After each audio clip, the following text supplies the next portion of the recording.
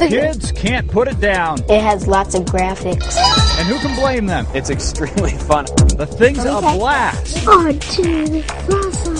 The dog doesn't seem to care, but what makes Nintendo DS different from other handheld game devices... It's got dual screens, so hence the name Nintendo DS Dual Screen. That's right, 2 screens. You can play Game Boy and Nintendo DS games on it. And what's even more, friends like Marissa and Melanie can play against each other, even if they're in different cars. We were several car lengths apart, and sure enough, they were playing the game together. That's because the Nintendo DS units seek out other DS units to play with. No wonder gaming gurus predict Nintendo DS is going to redefine portable handheld gaming the way iPod is redefining music. Well, stop the music.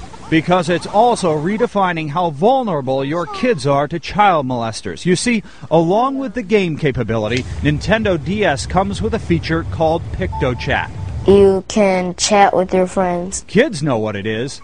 You can talk to other people from a long distance. I've PictoChatted with my neighbor. Problem is, parents don't. I don't see that piece advertised on commercials. Well, let me explain. You open the DS unit, you turn it on, you push PictoChat, and your DS unit is an open book. Anyone can write your child messages, send them sketches, anyone who has a DS unit. It's that simple. The fact that someone could possibly communicate with him without me knowing hadn't crossed my mind. Here's an example of what can happen. With Melanie and Marissa upstairs in the bedroom, I was downstairs sending them messages. What's your dog's name? What's your name? Where do you go to school? Where do you live? Marissa's mom was watching as Melanie and Marissa answered my questions, and she didn't like what she saw. Especially when I saw Melanie write in the address. +2, 4, 5. Granted, the girls knew it was me sending the messages, but they'd only met me minutes before. Nintendo claims the 2 DS units have to be within 65 feet of each other for them to communicate. But when we set up 2 units in a local shopping mall, that's not what we found. From 90 feet. Let's try 120 feet, nearly double what Nintendo says the range is. All right, we've pushed it back now to 200 feet. Let's see if we can send a message from here. 250 feet. All right, we now have more than 300 feet, more than a whole football field between these 2 Nintendo DS units, and yet still, I can send a message. Even when I went outside the doors, my Nintendo DS was still able to write to the other one.